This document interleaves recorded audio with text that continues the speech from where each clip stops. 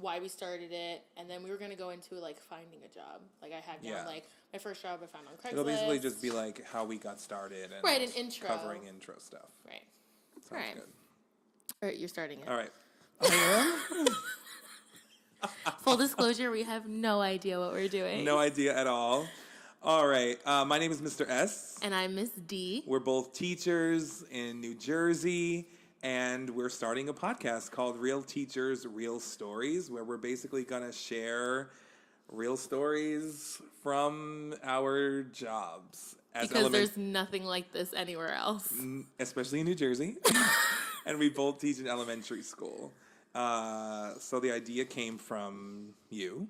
Yes, we were talking about how there's nothing for new teachers or even teachers in college to really know what teaching is about. And every day we text each other because we don't work in the same school. We're like, wow, I was never taught about this. Wow, I had no idea. This, and that. Yeah. And we were like, how can we help other people? And at first we thought of conferences, but, that takes a lot of work. So then we were like, probably not. Yeah. And also, then, 2018. Right. Podcasts are big. And then I threw out the idea, let's become YouTube stars. And you're like, no. And then I'm on a podcast kick, so I threw out the idea of a podcast, and we were both like, yes. Because as teachers, and if you are a teacher listening, all teachers love to talk. We love it. Nonstop.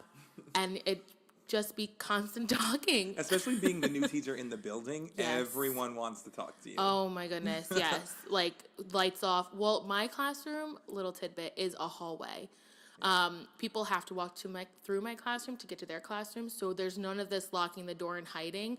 Everyone knows where I am. Versus my classroom, I'm a theater teacher for elementary school, so I have a black box theater. So I shut the lights, pull the curtain over the door, and it's done. Good to go. So jealous.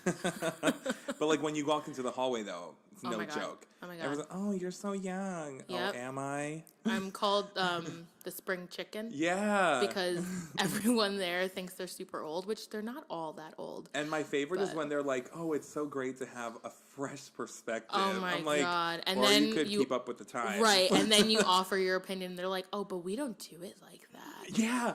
It's always like, well, this is how we've always done it. And I'm like, well, right. But to me, you're complaining about the way things have been done. Yep. So one of my coworkers has been working there for 26 years.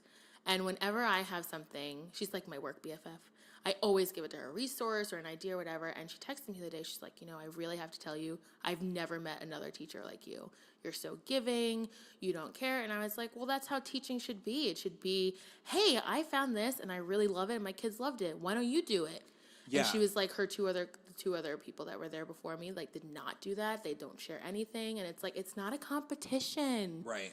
The competition is, did you get the kids to learn? And if it is, then you win the competition. Right. And something else that I found really interesting was how many teachers aren't about the kids anymore. Yes. Because they've been there for such a long time. Yes. And literally I would come up with all these different ideas or just suggestions of how to do things. And I would always get, yeah, but you're like that because you're new.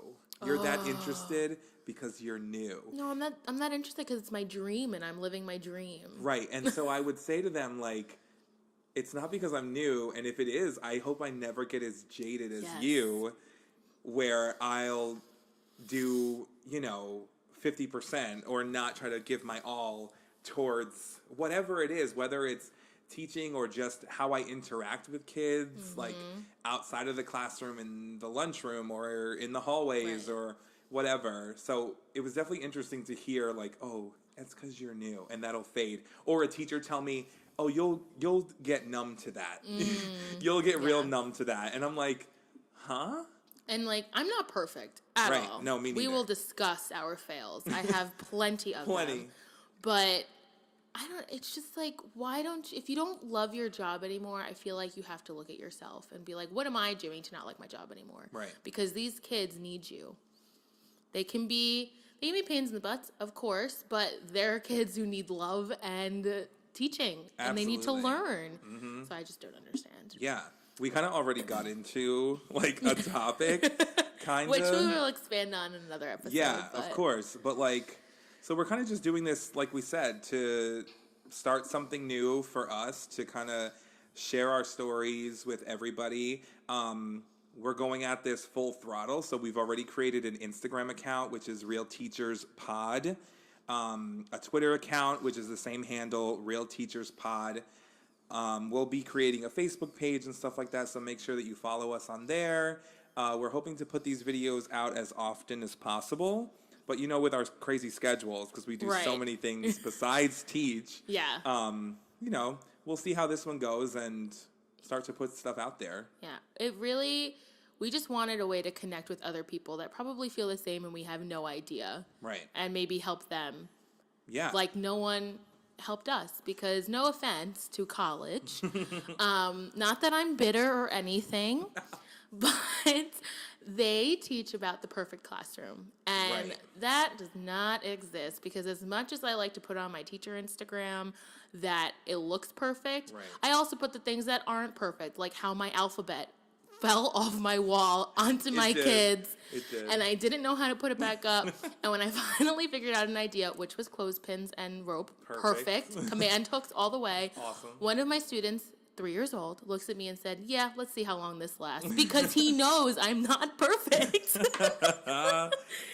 Yeah, and it's just one of those things where, especially in college, like in my senior classes, where they were like, now you have to teach a lesson, and we're all going to act as if we're 3-year-olds. First of all, a bunch of 20-something college students who are about to graduate in 2 months are not going to accurately portray what preschoolers or even high schoolers are going to act like in a lesson. What I was usually took the role as the person that would not contribute into the lesson, because I was always like, this is not helpful. This is not helpful. I'm going to be the kid that's not paying attention and get me interested. Yeah, absolutely.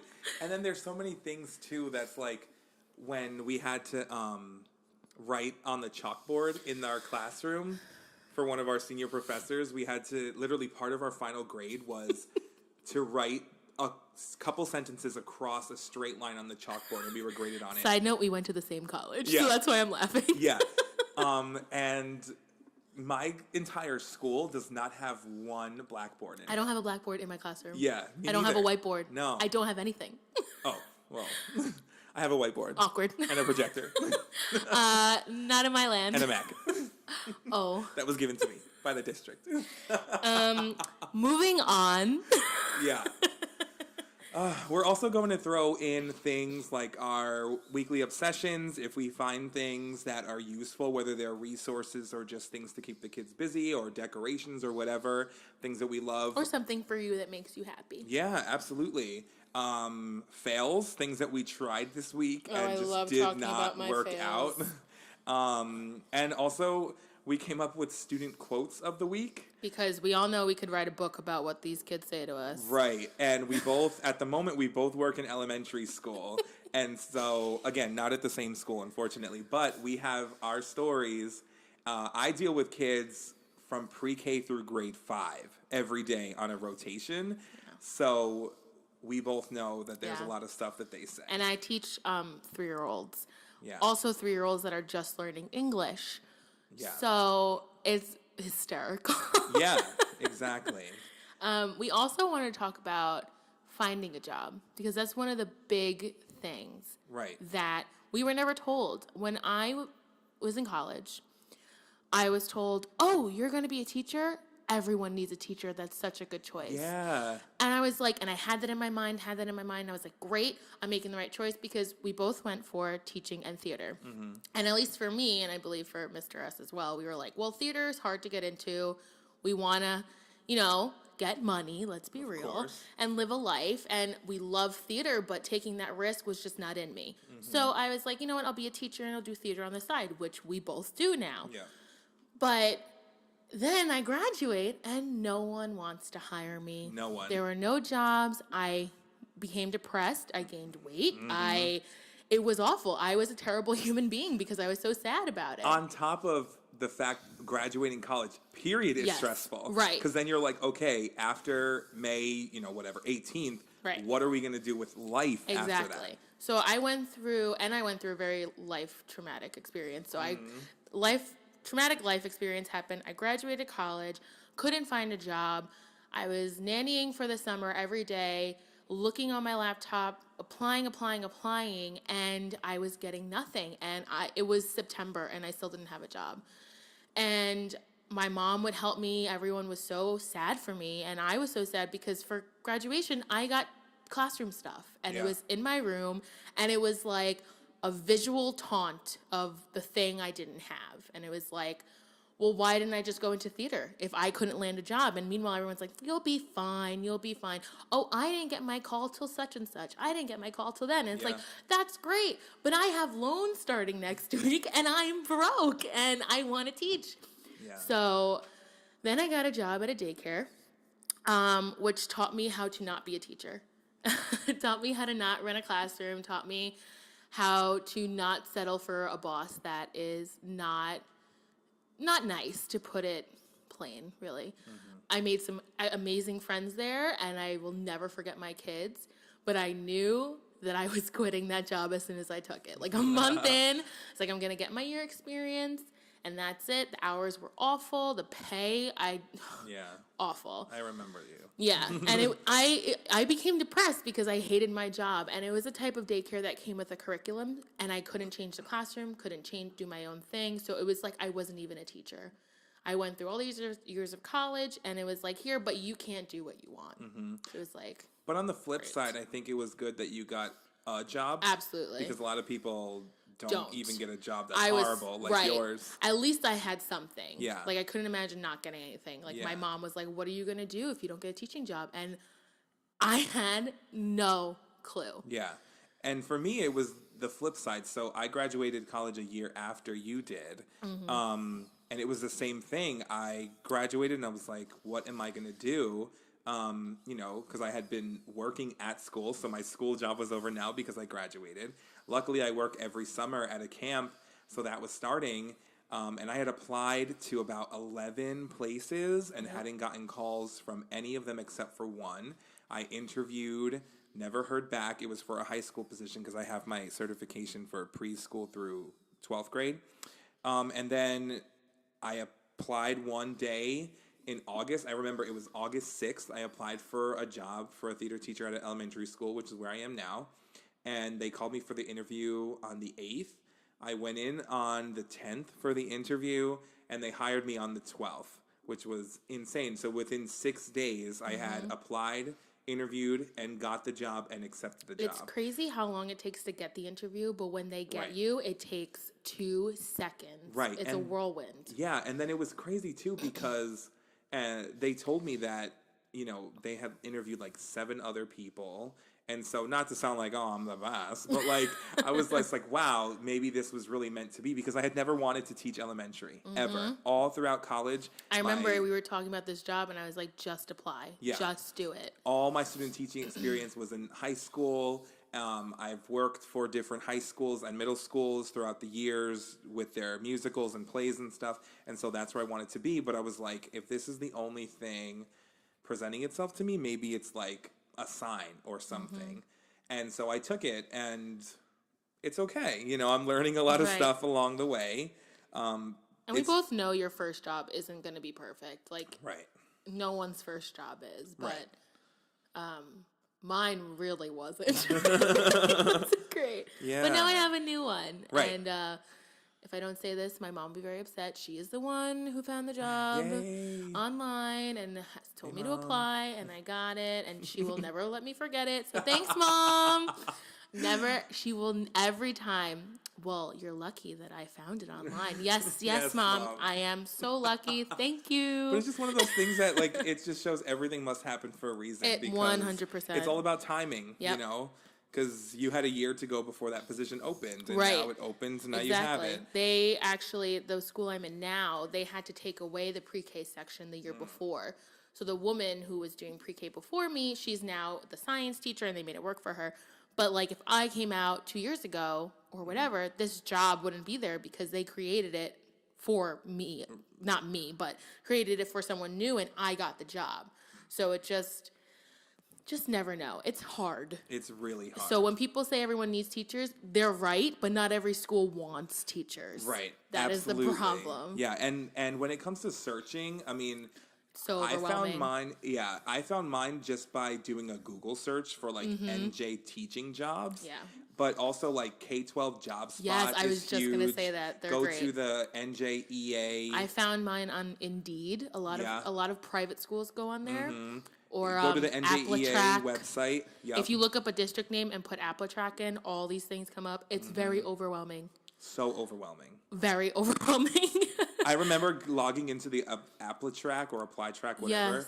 and seeing like all 11 of the applications I had filled Oh my out, and I'm goodness. like, Yeah. wow. And then sometimes you can't even export or import, I should say, all of the information. Yep. And so you have to go over and over and over. And then Yeah. there's questions in There's there that you have questions. to answer. Yep. Because a lot of schools, like, they'll read your answers, and if they don't like it, they won't even call you. Right.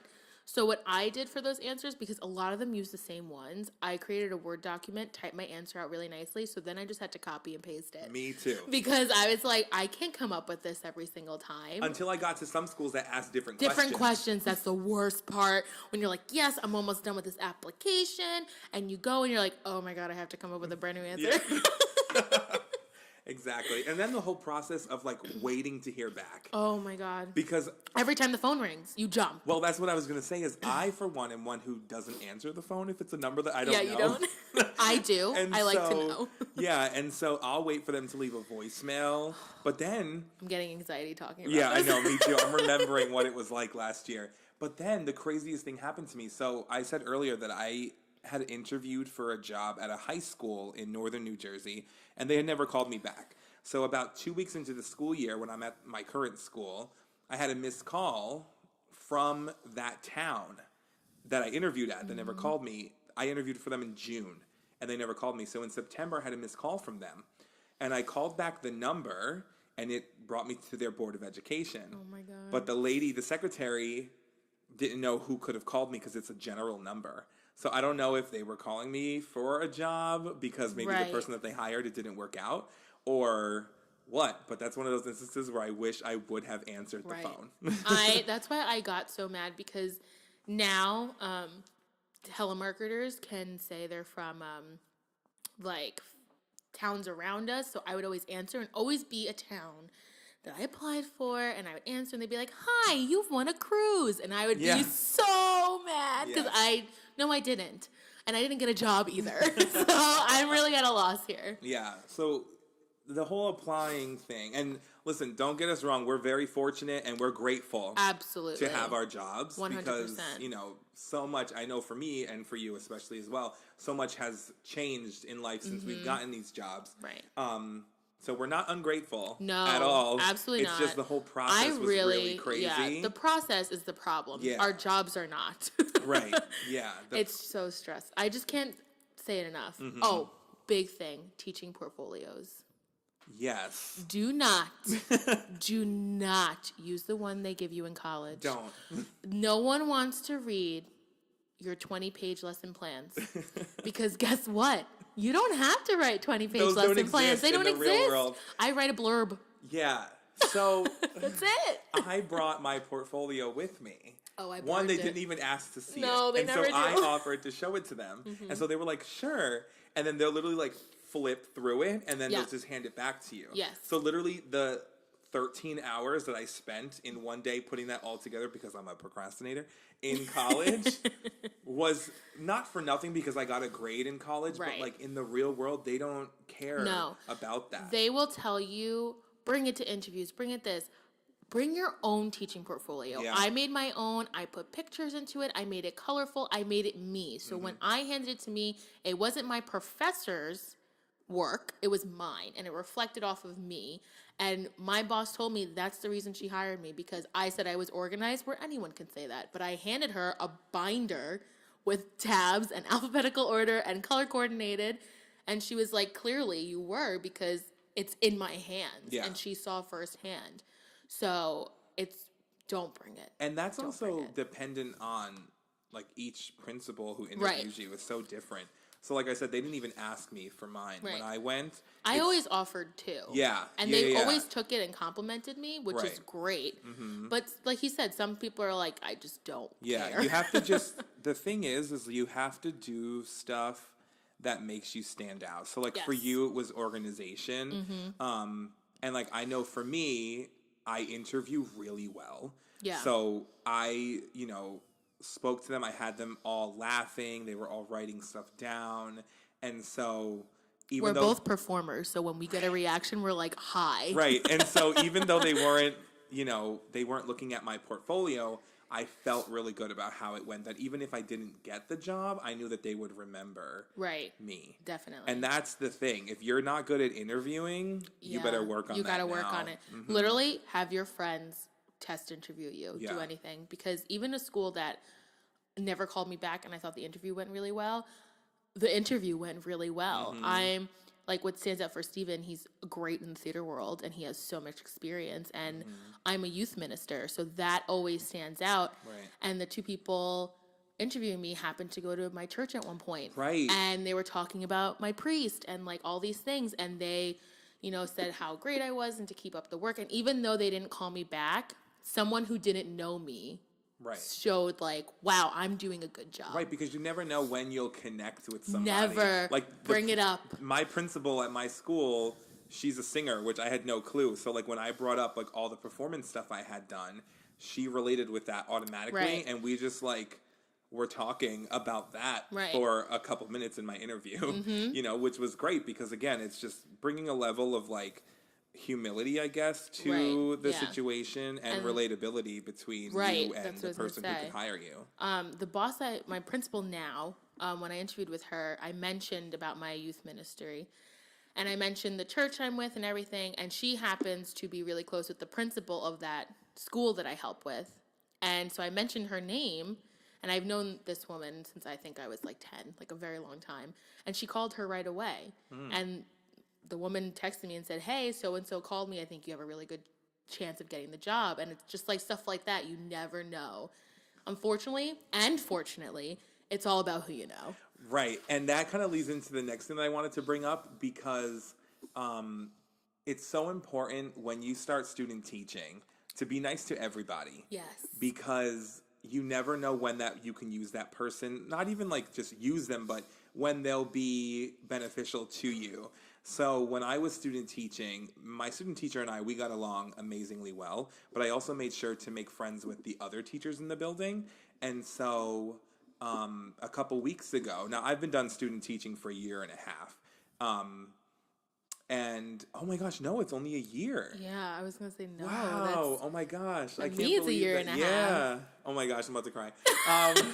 And so it's only been a year, but one of the other teachers there texted me that she heard of a couple theater teaching positions open, not even at the school that she's in, but that her friends work for, and she remembered me and thought of me when they mentioned it. Yeah, that's And so amazing. now, that's more connection that you can get. And then she even said, when you fill out your application, let me know and I'll let them know. Right. So it's just one of those things where your reputation is so important when you go to Yes. these schools. Because I see a lot of student teachers who go there, they'll deal with their students and their co-op, and then they leave, and that's it. They don't know the principal. Right. Like at my school, I knew the principal, the security guards, the other performing arts too. teachers, the regular teachers, students that weren't even mine. Mm-hmm. And it's crazy, especially when you're there every day from January to the end of May. That's a lot of days, a Yeah. lot of time. Go into the teacher's lounge. Yeah, and even talk though they're to really them. scary. Even though, yeah, it could be really intimidating, but I ate lunch in the teacher's lounge every day because I wanted to get to know other people. And that interview I told you about, because of my co-op. Yeah. She told me, she put in a good word for me, and she wrote me a recommendation in like a day. And that's just because we got along so well. I wonder if they can hear my drink. Coming in and out with the ice and stuff. Sorry if you can hear that. But yeah, I feel like that's a lot. That's a lot to deal with. Like, Yeah. just rethinking of everything that It is. we had to go And through. you're so young, and all you know is Yeah. going to school. Yeah. All you know is homework and school and class and all of that, and all of a sudden you have nothing and no job. Yeah, and even for me, like, I took time off after high school before I went to college. I can't imagine going straight to college Whirlwind. from high school. Like I did. I did go to a school for one semester, and then I took some time off after that because I wasn't in the right space at 18 years old to go. So I can't imagine like other teachers out there who are going into this at 22. Yeah. Or some of them 21 who have like late birthdays into their first year of teaching, or any profession for that matter. Wild. But especially for teaching, as having to take over, for some classrooms that some of them have small amounts of kids, some of them have like 30 kids. I mean, you come out as a baby. Yeah. And then, in high school, like if you're a teacher at 22 and your seniors are 18, there's only a 4-year age difference there. Mm-hmm. You know what I'm saying? It's a lot to think about and to make a good impression. And then our age sometimes works against us. Oh, 100%. Because like we talked about in the beginning, oh, you're so young, or oh, you're so new to this, or oh, you'll get you have that. You're no just experience, excited. Blah, blah, blah. Oh, all you use is technology. Yeah. That's all you know. Yeah. And it's just like, well, yeah, that is all we know because we grew up this way. That's what we grew up on. This is how we're going to teach. And the kids are all about technology, even in elementary school. Obsessed. Like my kids, 3 years old again, take my phone and unlock it and try to go into Snapchat and Instagram. I'm like, excuse me. Yeah, yeah. In my school, I won't say all, but most of my kids have phones or smartphones or tablets and stuff like that they're always on, even though they shouldn't be in school. In our school, I think from 5th grade to 8th grade, they collect their phones in the morning and it goes in my boss's office. Oh, wow. Yeah, so like they all have phones. Yeah. A side note, I didn't get a phone till freshman year of high school. Me too. Yeah. It might have been 8th grade, like summer 8th grade going into... I had a phone 8th grade, but it was my mother's. And then Christmas of my freshman year, I got that, light blue chocolate phone that slid up. Well, I was going to say, they weren't smartphones. No. Flip phone that I was lucky that I had a camera. It happened to have a camera. The Nokia backlit. Mine was the Samsung brand, and I still remember to this day. But I didn't have texting. No texting. And if I ever went over the limit, I got it taken away. Yeah. And I remember like pushing the internet and be like, oh my God, quit. Oh my God, you would push that internet button and be like, oh my God, my mom's going to kill me. Meanwhile, it never showed up on the bill. showed up. But, these kids will never know that. Yeah. It's just, I can't imagine being older and trying to relate to these kids. Right. Because already I'm like, what are these kids talking about? Yeah. And I just got out of college. Yeah. But then you have to keep up with it. Then it works to our advantage because we know what the lingo is. Yes. And I can't even believe I'm saying lingo. Right now. But like we know what they're talking about. As in outside professions, not professions, but like in the outside world, like what's going on, we can explain it because we heard our students talk about that. Right. Which even if you're an older teacher, just look into it. Like be up to date. Look into your students' interests are so important. Like build a relationship.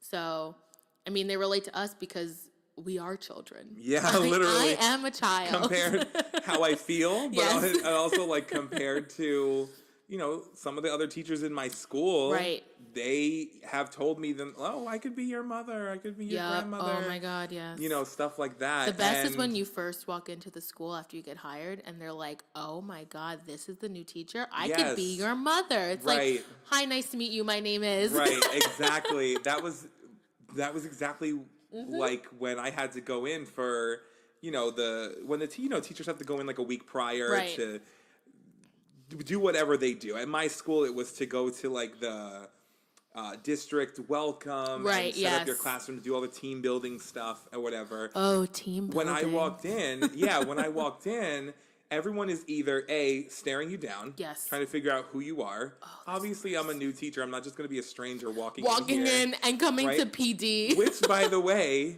I never got the memo, like, when you show up for PD over the summer at the end, you can wear whatever you want. So I showed up in a button-up and nice pants and a belt and shoes. That's so funny because same. I showed up in one of my best dresses and sandals and makeup, and these teachers come in sweatpants sneakers, jeans, shorts, I was like, T-shirts, and were looking at me like I was a crazy person. Yes. And so, when you get there, then their first question is, who are you? Yes. Second is, what are you going to be teaching? Mm-hmm. When I say theater, you're a guy, which I don't understand because the teacher I replaced was a guy as well. People. And then how old you are. Yes. When did you graduate from college? And, It's like going on a date. It's literally so crazy. Like, I could not believe, I was so overwhelmed. So anyway, like I said, there's either going to be the teachers who are just staring you down, Yes. the ones asking you all those questions, or the one who's just like, hey, I know you're new, come hang Yes. out with me, Or maybe and that's it. you'll be lucky enough where other new teachers get hired too, Yes. and they also don't know. But then I didn't know who the other new teachers were. No clue. Because everyone was just dressed however they should be dressed. I could kind of tell by like the cliques that were forming. Yeah. But I was lucky that when I got there, I was standing off to the corner by myself. And one of the second grade teachers came over to me, introduced herself, and was like, hey, just hang out with me. And I was like, yes. What we had to do when we first walked in, I work at a Catholic school, so we had to go to mass. And we're sitting in there, and I immediately hear all the teachers whispering. And like, churches have great acoustics, thank you. So I know what they're talking about. And of course, again, I come in my Sunday best, basically. Always.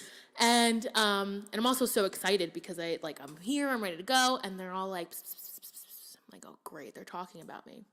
So the one woman, and she's still my favorite to this day, she turns around and she goes, because she's very outspoken, she goes, so are you here to teach Spanish or pre-K? And I was taken back because I was like, what? But there was a new Spanish teacher that she wasn't there yet. And I was like, oh, no, I'm pre-K. And then all of them were like, oh, she's pre-K, she's pre-K, she's pre-K. And again, acoustics. I hear Oh my God, everything. that's a new pre-K. Yes, Oh my no, God. exactly. And they were all so nice, but it was just like, it kind of made it worse that I was sitting there and I could hear the acoustics like, oh, pre-K, oh, she's a new pre-K teacher. Oh, did you see her? And I was like, and my boss wasn't there yet. And you kind of cling to them because you know them. Right. And it's like, oh.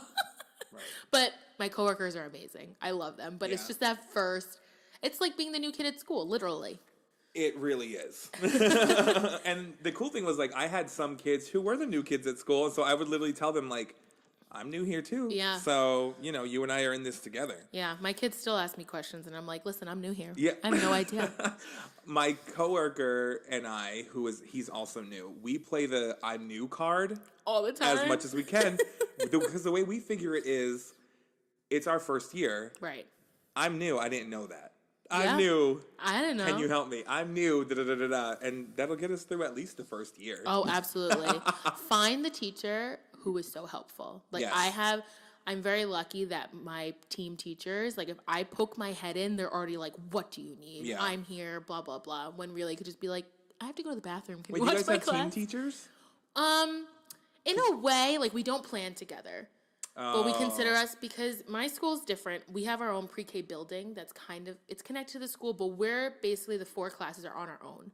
There's no one down there we can call, but really we consider ourselves a team because we help each other in the afternoons. There are no aides. Got you. So really it's just team and like, hey, I need you. Could you come to my room really quick? Okay. Stuff like that. So I refer to them as my team teachers. Got you. We don't plan together. We don't have team meetings, but it's just a simpler way Yeah, to my refer school, we them. have everything that what you're talking about Right. that you don't. We have, so like all the performing arts teachers, we get together once a week. Right. We're supposed to plan together, but we really don't, but we kind of just meet and keep each other in the loop, Right. cover each other's classes.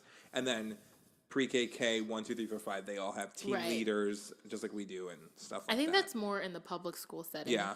than the private school. Yeah. But we want to start getting into our weekly fails, Yes. our weekly obsessions, and our quotes. Yes. So little tidbit. I have been out of work for a yes, little while. I can't believe this has not come up yet. I know. I've been out of work for a little while because I unfortunately got injured on the job. It's not funny. But she's laughing.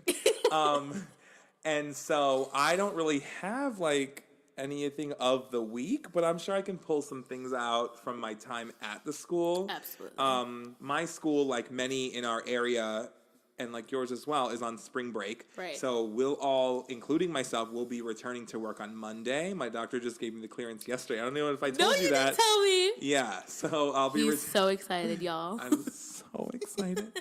And so I'll be returning to work on Monday. So that means next week Oh. I'll have material. stories like you won't imagine. Oh. So what is an obsession of yours from this week? Mine, I love to read. I love to get books and everything. I kind of have two because this one just happened this week, but it goes together.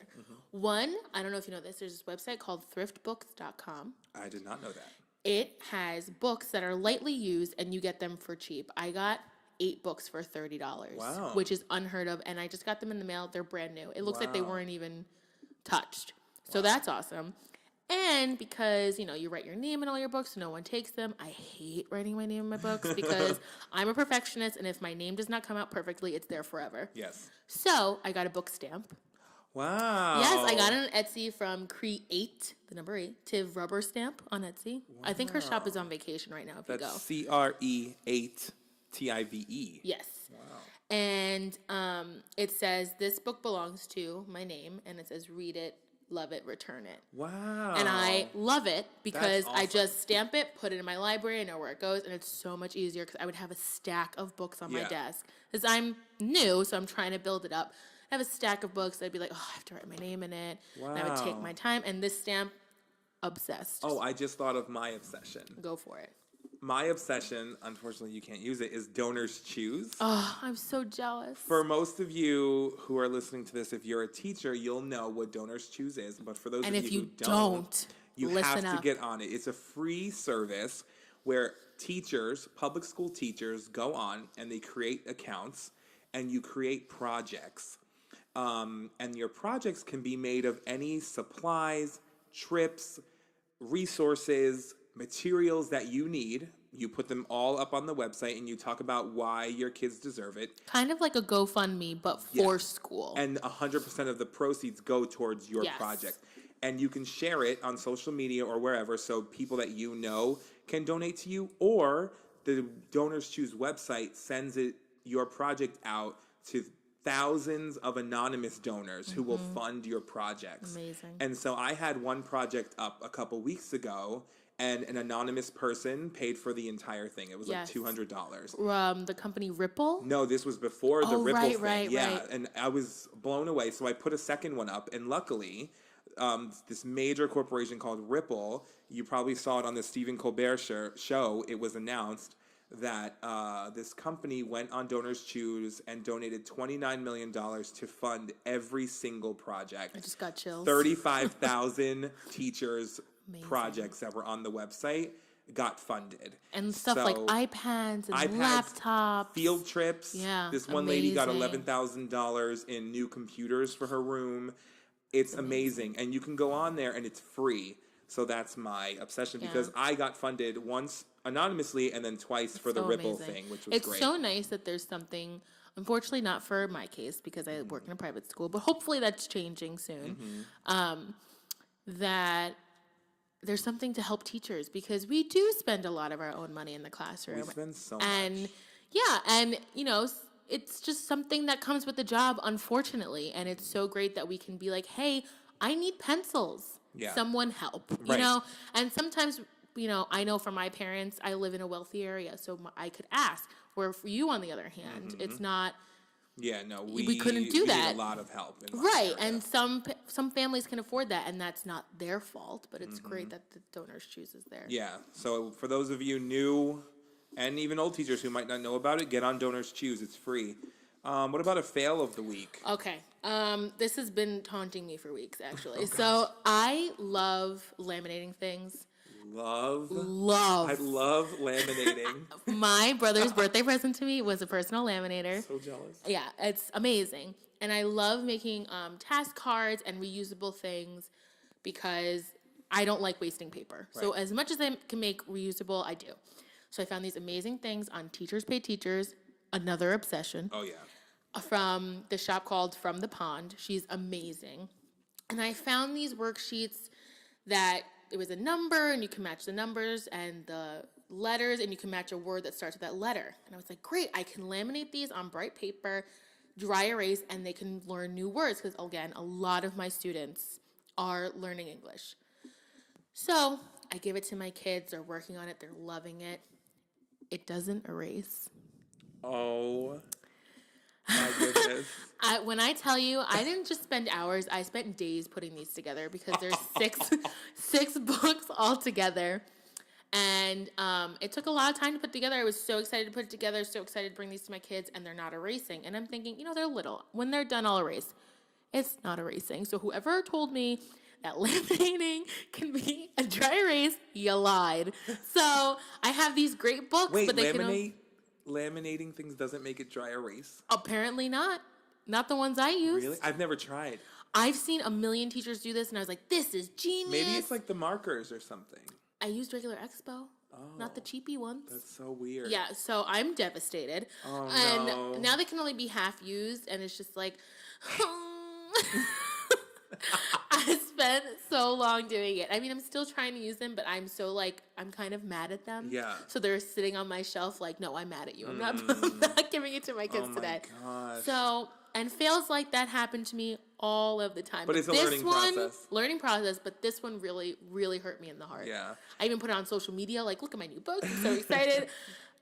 I'm be real. I did not put up that they didn't work. Yeah. I probably should be like, hey guys, remember those books? Didn't work. Oh gosh, I don't really have a fail because, like I said, I haven't been in the classroom in a little bit. So my fail will just be hurting my foot and getting That's a big out fail. of work. And lastly, student quote of the week. Okay, one of my students, my dear little buddy, loves dinosaurs. And when I say loves dinosaurs, he thinks he is a dinosaur. So I've been battling with him throughout the year that you cannot walk like a dinosaur, roar like a dinosaur, especially when in the hallway, eating, stuff like that. So we're at center time and we're working on an activity. And his name is Mauricio. And I'm like, Mauricio, look at me. What's your name? Because I wanted him to repeat to me. He's looking at me confused. I'm like, oh boy. What's your name? Again, nothing. Go, what is your name? You know your name. What's your name? He looks at me, plain, and goes, dinosaur. Me. And it took everything in me to not laugh. He's like, my name is Dinosaur. And I'm like, no, it's not. What's your name? And everyone else going, Mauricio. And he's like, Dinosaur. And I had to break this poor child's heart and say, honey, Bless him. your name is not Dinosaur. Aww. Is not? Aww. I know. And I told him, and it was fine afterwards, but he is convinced that not only is he a dinosaur, his name is Dinosaur. Well, so that definitely qualifies for quote of the week. Yeah. I love it. Because when he said it, I was just like, is his name Dinosaur? Have I been getting it wrong this whole time? And also, it's like we have to get our improv skills up to not hurt their feelings and laugh at them. Oh my God. It's like, it's so hard to not laugh because I also want to be the one disciplining them and being like, no, you can't spit milk in his face. That happened last year. So I had to leave the room because one of my students spit milk in his friend's face. It's crazy. Just because he felt like we have to be ready for anything. Yes.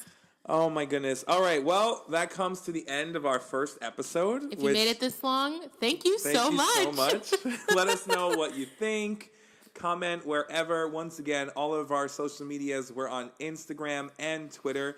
Real Teachers Pod, P-O-D, for podcast, right? Real Teachers Pod on Instagram and Twitter. And we hope that we will catch you next time. Bye. Bye.